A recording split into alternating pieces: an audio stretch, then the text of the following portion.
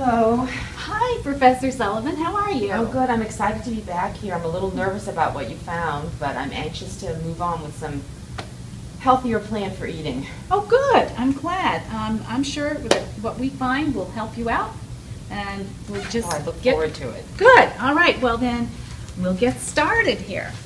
I have all of the paperwork that you gave me, and I've taken it and I've looked at it, and then I've entered the 3-day dietary history that you gave me into both Choose My Plate and My Diet Analysis. I like to do both. You don't have to. It's just one or the other, whichever one you prefer.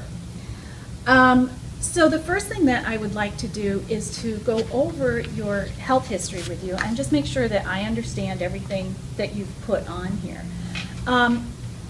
Before we get into that specifically, can you tell me, what it is exactly that brings you here today, and what it is maybe that you're a little bit nervous about? Well, I'm a little bit nervous because I had my cholesterol measured at my last visit, and as you can see from my history, it was up. I think it was about 230 or 240. And I need to lose a few pounds. I know that would help, and I'm just not sure about some of the choices I should make. I hear so much different stuff in the media, and I'm beginning to think that maybe it's just eating healthy rather than focusing on specific nutrients that I see advertised, but I'm just not sure.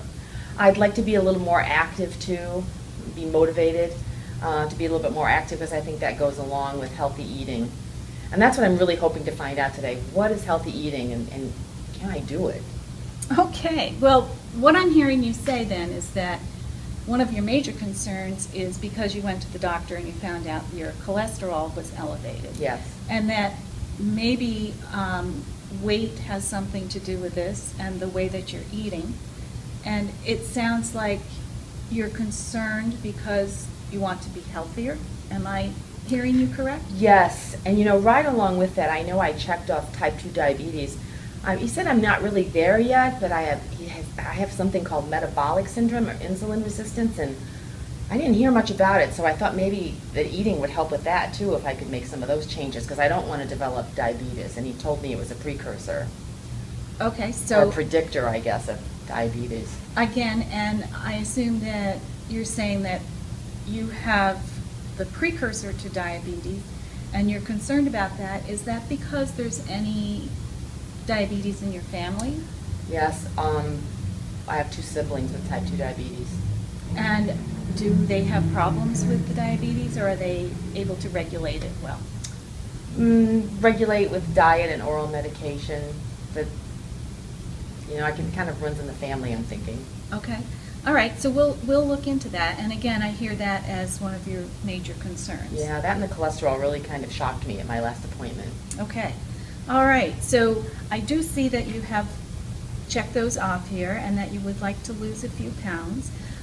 Also that you do have high blood pressure. Can you tell me about that? Oh, yeah. I remember my doctor had been telling me to watch it, that I was kind of inching up, and this time I suddenly found out I'm at the beginning of stage 1 hypertension.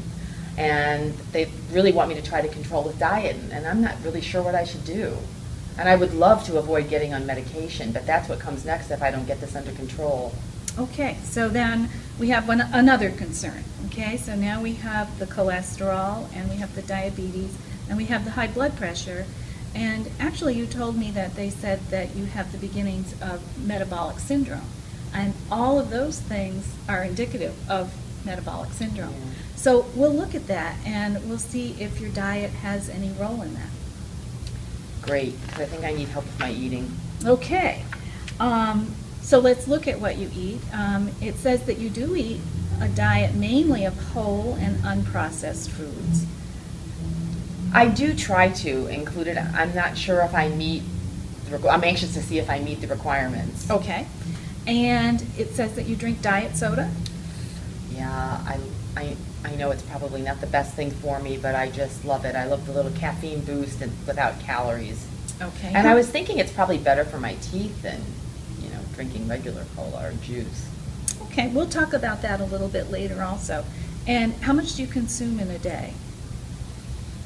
Oh, maybe a couple cans. So what's that, about 32 ounces maybe? Okay. Okay. And exercise, I don't see anything noted here.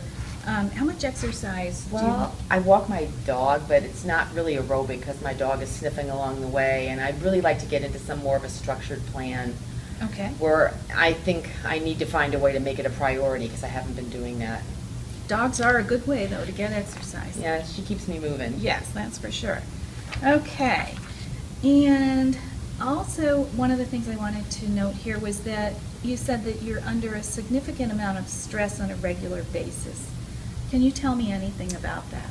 Well, things get stressful at work, and I worry about my kids and all the things that go, and sometimes I just feel like I'm too wound up, and maybe some kind of relaxation or learning to calm things down would help me make better choices and not be so stressed out eating on the run.